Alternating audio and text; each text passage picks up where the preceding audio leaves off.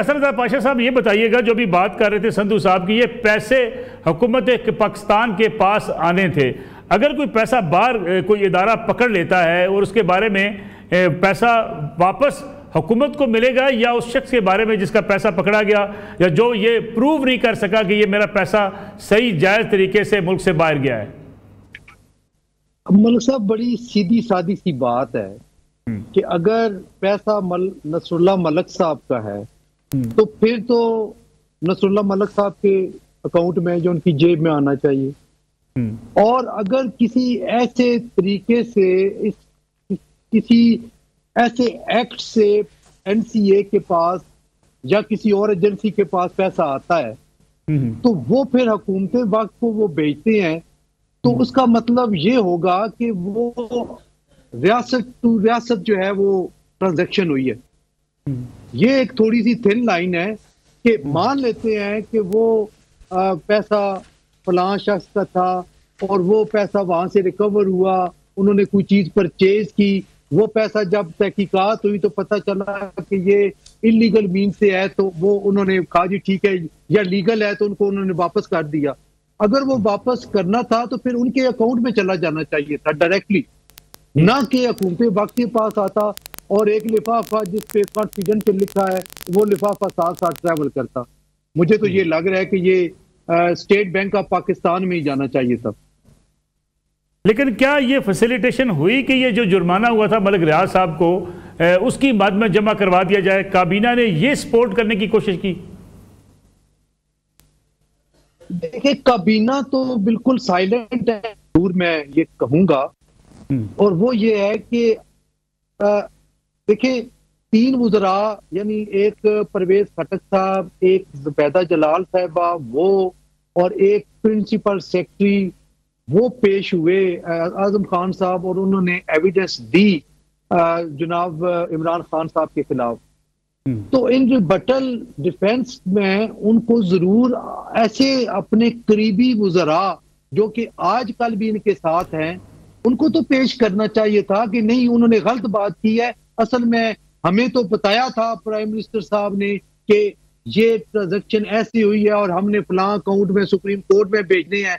लेकिन कमाल ये है कि एक वजीर भी उस वक्त का वो पेश नहीं हुआ डिफेंस में। अब फैसला तो डिफेंस लॉयर्स जो हैं उन्होंने करना था,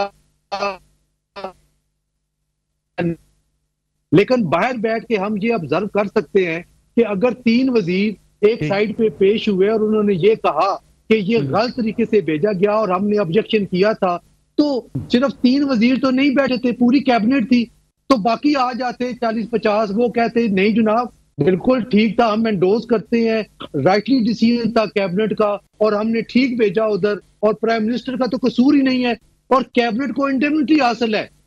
एक बड़ी इंपॉर्टेंट बात है कि कैबिनेट को इंडेमनिटी हासिल है कि वो पार्लियामान का हिस्सा है, उनके खिलाफ कार्रवाई नहीं हो सकती। लेकिन यहाँ पे जिस तरीके से ये सारा मैनेज किया गया वो चीज ज्यादा ऑब्जेक्शनेबल है कि शहजाद अकबर साहब डोमिनेट कर रहे थे और उन्होंने उस डोमिनेशन में ये सारी चीज करके भेज दी। ठीक है अजहर सदीक साहब, पहला सवाल तो ये है जो अभी बात हसन पाशा साहब ने भी की कि अगर पैसे जायज़ थे, मलिक रियाज साहब के अपने पैसे थे, किसी ने उसको पैसे को जब्त नहीं किया था और फैसला उनके हक में आना था, तो बरतानिया में पकड़ा हुआ पैसा उनके अकाउंट में वापस दे दिया जाता, या उनसे क्यों पूछा जाता कि भाई अगर आपके पैसे लीगल हैं तो उसके बारे में इंक्वायरी क्यों होती, केस क्यों बनता? दूसरा, अगर पैसा मलिक रियाज को मिल जाता वहीं पे बरतानिया के अंदर, तो ये सारा मामला ही ना बिगड़ता। देखिए, एक बात तो बड़ी वाज़ेह है, मैं समझता हूं कि मलिक रियाज को ये पैसे जो सुप्रीम कोर्ट के अंदर भिजवाने ही नहीं चाहिए थे, बिल्कुल नहीं देने चाहिए थे उन्हें।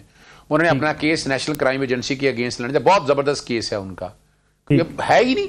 यानी यहां जब प्रेडिकेट ऑफेंस कोई नहीं है, करप्शन या करप्ट प्रैक्टिसेस का है ही कोई नहीं है, बता दें, मैं वकालत छोड़ दूं को बता दें किस केस में सजा हुई है अपना मलिक रियाज साहब को, मनी लॉन्ड्रिंग के केस में या करप्शन या करप्ट प्रैक्टिसेस के हवाले से, या किसी ने अगर ये तो पहला केस है यानी हवा के अंदर बगैर किसी एविडेंस के कॉन्टेक्स्ट के हवाले से। और दूसरा देखें ना, नेशनल क्राइम एजेंसी ने कन्विक्ट नहीं किया, नेशनल क्राइम एजेंसी ने तो एक सस्पिशियस ट्रांजैक्शन, उसको सस्पिशियस हमारे यहां होता है कि मनी लॉन्ड्रिंग की एफआईआर कई हजार ट्रांजैक्शन सस्पिशियस ट्रांजैक्शन कहती है, और कहने के बाद मैं कई केसेस मेरे क्लाइंट हो गए हैं जो सस्पिशियस ट्रांजैक्शन के ऊपर वो अकाउंट रोक लेती है, फ्रीज कर देती है, और उसके बाद वक्त के पैसे के साथ साथ छोड़ देती है। यानी ये नहीं है कि वो पैसा जब्त कर लेती है। ये मैं एक अनोखी तर्ज सीख रहा हूं यहां पर बैठकर। क्या प्रोसीड ऑफ क्राइम एक्ट 2012 अगर यूके का वो पढ़ ले तो उसमें तो ऐसी कोई चीज नहीं है। अगर वो प्रोसीड ऑफ द क्राइम होता, अगर प्रोसीड ऑफ, उन्हें नहीं पता था कि वो पैसा कहां आ रहा है। सुप्रीम कोर्ट का डेजिग्नेटेड अकाउंट था, बकायदा डेजिग्नेटेड अकाउंट के अंदर आया, और मैंने आपके सामने वजह रखी है कि मलिक रियाज का पैसा है, मलिक रियाज साहब पाकिस्तान पैसा वापस ले आए, और पाकिस्तान को क्या एडवांटेज हुआ।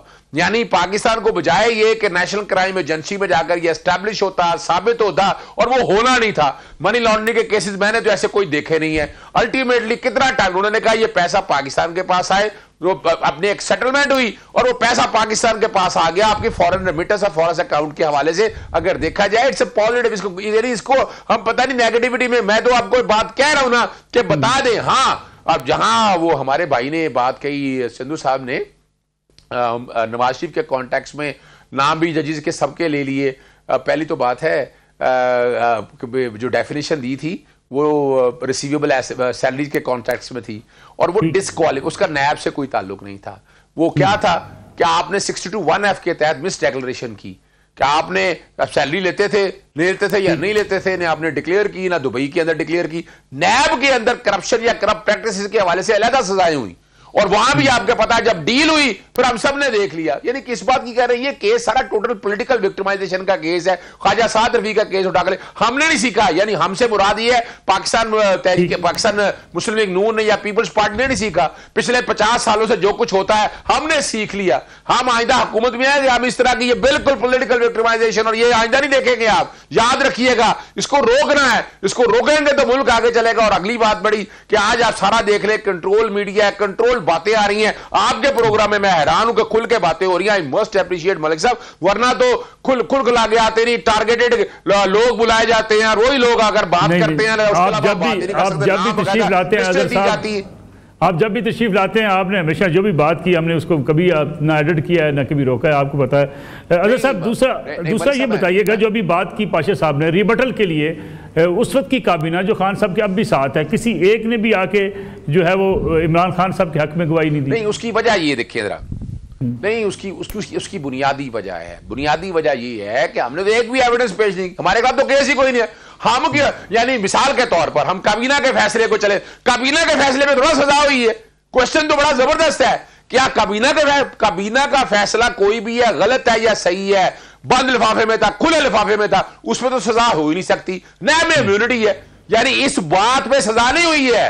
जो हम क्यों क्लैरिफिकेशन करते पड़े इस बात की, हमारा तो ये केस था ही नहीं, और ना ही काबीना के बंद लिफाफे में पेश करने के ऊपर सजा हुई है। फैसला मैंने चौके आपके 148 सफ़े सारे पढ़े हैं, मैं क्लियर कर दूं इस बात को।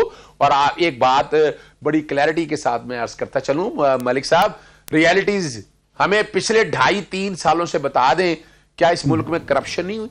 आपको ये बात, और कमाल की बात, चले फर्ज करें वो स्टेट बैंक का पैसा था, स्टेट का नहीं पैसा था, भाई वो पैसा सारा आज भी गवर्नमेंट के पास है। वो पैसा मलिक साहब के पास नहीं गया है, वो बकायदा फेडरल गवर्नमेंट और प्रोविंशियल गवर्नमेंट में डिवाइड हो गया हुआ है। ये रिकॉर्ड की चीजें हैं भाई, कहां नुकसान हुआ है, कहां पर जाती तौर पर घर लेकर चले गए हैं,